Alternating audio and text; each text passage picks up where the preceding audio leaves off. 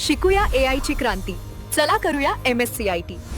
आजच नजीकच्या MSCIT केंद्रात आपला प्रवेश निश्चित करा. राजकारणात लागणारी परिपक्वता पार्थ पवारांकडे आहे की नाही मला माहिती नाही. शरद पवारांचं भाष्य. खासदार पार्थ पवारांनी काँग्रेसवर टीका केल्यानंतर शरद पवारांची प्रतिक्रिया.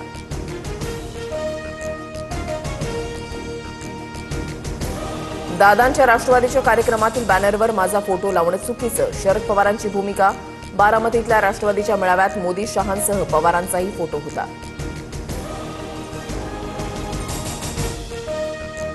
बारामती पोटनिवडणुकीसाठी सुनेत्रा पवारांचा उमेदवारी अर्ज दाखल. दादांचं स्वप्न पूर्ण करण्यासाठी मी माझं दुःख मनाच्या तळघरामध्ये कोंडलं. सुनेत्रा पवारांची भावूक प्रतिक्रिया.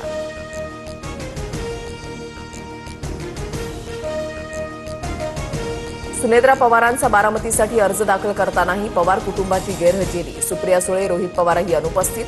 उपमुख्यमंत्रीपदाच्या शपथविधीलाही पवार कुटुंब दूर.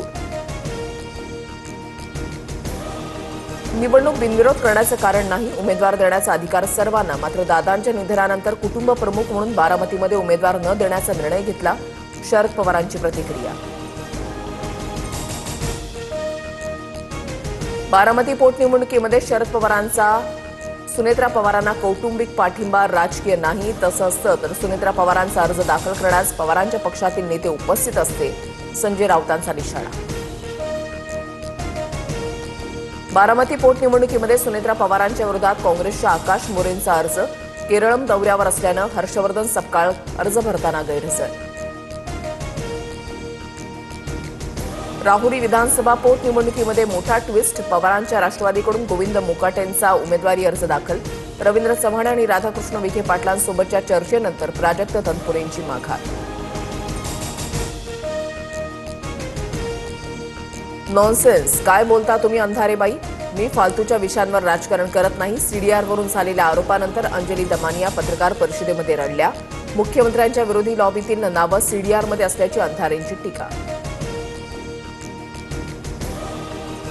सीडीआर बाहेर काढणाऱ्या दमानियांवर कारवाई व्हावीच, पण त्यामध्ये नाव असलेल्या एकनाथ शिंदेंची आणि चाकणकरांची चौकशी कधी होणार? सुषमा अंधारेंचा सवाल. अत्याचारी भोंदू अशोक खराच्या विरोधात 13वा गुन्हा दाखल. ईडीकडून आर्थिक गैरव्यवहार प्रकरणामध्ये गुन्ह्याची नोंद. प्राथमिक तपासालाही सुरुवात. इराणच्या होर्मुझमधून 20,000 टन एलपीजी घेऊन ग्रीन आशा जहाज भारताकडे रवाना. इराणच्या सागरी हद्दीतून जहाज सुखरूपपणे बाहेर पडलं. होर्मुझमधून 8वं जहाज भारतामध्ये येणार. शिकूया AI ची क्रांती. चला करूया MSCIT. आजच नजीकच्या MSCIT केंद्रात आपला प्रवेश निश्चित करा.